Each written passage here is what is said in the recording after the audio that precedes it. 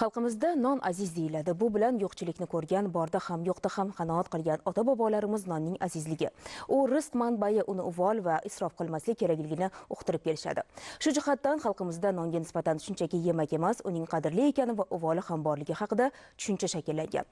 Biroq mas'ullarning fikriga ko'ra, hozirda birgina Toshkent shahrining o'zida kuniga o'rtacha 3 tonnagacha non va oziq-ovqat mahsulotlari chiqindiga tashlanadi. Barchamizni hushyor qilish kerak bo'lgan mazkur mavzuga axborot e'tibor qaratadi. Non ham non, ushog'i ham non. Bu naql qahatchilik haqidagi hayotiy hikoyalarni eshitib yoki boshidan o'tkazib ulg'aygan katta avlod vakillariga yaxshi tanish. Shuning uchun ham ular nonning ushog'ini ko'rsa ham o'zi bilan olib ketishga odatlanishgan. Agar to'qlikka sho'xlik bo'lsa, ulug' qadriyatlarga suyangan maqollar mazmunini yemirarkan avlodlar. Qanchalik achchiq bo'lmasin, non isrofi bilan bog'liq ahvol bugun shunday. Fakt shuki, birgina Toshkent shahrining o'zida kuniga 3 tonnaga yaqin non mahsulotlari chiqindiga tashlanadi. Bu bizning emas, mas'ullarning hisob-kitobi. Voy bu qarang, yeyishga yaroqlilari ham bor ekanda, buningchada yumshoqlari ham bor. Keyin buni nima qilasiz bu nonlarni? Tovuqlarga beramiz. Tashlashga baribir bo'lmaydi, u non-ku. Toshkent shahri bo'ylab chiqindilarni yig'ish shoxobchalarida har kuni tonnalab non uyumlari yig'ilayotgani o'zimizni qayta isloh qilishga undashi kerak.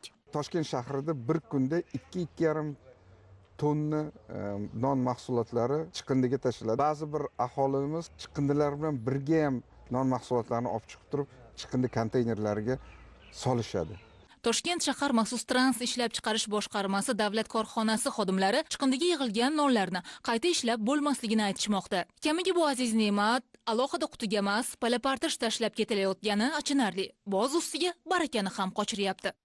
Non mahsulotlarini, nonlarni qayta ishlatib bo'lmaydi. Fermer kimdir chorvachilik bilan shug'ullansa, kimdir parrandachilik bilan shug'ullansa, shularga iltimos qilib beramiz. Uvol qilmaslik uchun qayerga olib borasiz? Qayerga olib boramiz? Haqiqatdan uni ko'mib bo'lmasa non-ku, nonga biz yana bir marta qaytaraman, boshqacha yondashardik, boshqacha izzat bilan, hurmat bilan qarardik. Eskiribdi mana bu non, yangisini olib kela qol deydi-da, qoladi narigi non. Yo'q, mani oilamda shunaqaki, biz kerakli qancha bir kunda 2 ta shu o'zimizning yopgan nonni iste'mol qilamiz, shuning uchun shunga mo'ljallab olib keladi. Nimaga hozirgi yosh avlod vakillari nonni deyarli qadrlashmaydi? Endi ular Sizlarda qarash boshqacha. Endi ular nima deymiz, beli og'rib non topmagan deydi-yu, shida. O'zi ishlab topsa, ular ham shu yo'lga o'tadi ekonom qilishga, qadriga yetishga. Ota-bobomiz ham bu narsaga qattiq qarab kelishgan-ki, e'zozlab. Shuning uyga kunda arosh gapirilsa, bolalar o'shanga ko'nikadi-da. To'y marosimlaridagi isrofgarchiliklar ro'yxatining boshida hamon non. Agar dabdababozlikka chek qo'yish haqidagi da'vatlar kor qilganida, bugun poytaxt kuniga 3,5 tonna non va oziq-ovqatni chiqindiga chiqarmasdi. Turgan gapki, viloyatlardagi ahvol ham shu raqamlarga yaqinlashgan. Hamma me'yorida sotib olsa, uvoli ham bo'lmaydi. Nonni ham asrash kerak. Musorkalarga tashlab ketishibdi bir xil nonni ham. O'sha endi yetarli qilib sotib olaman, ortiqcha non sotib olmayman. Nabodo qolsa suxarikmi, to'rab duxovkada quritib olib qo'yamiz. Suyuq ovqatlarni iste'mol qilamiz, lekin axlatga tashlamaymiz. Masalan, bir joylarda odamlar nonga zor, bir suvga zor. Hattoki men uyimda ushoqda ham yig'ib qo'yaman. Bu anaqaga solib qo'yaman, qushlar kelib yeb ketadi. Hattoki men bolalarimga o'rgatgan, mana shu qizim ham ushoqdalar, boya cho'qib qizim ham yerga ushlatadi-ku, men yerga beraman, hatto qushlarni ham terdiramanda.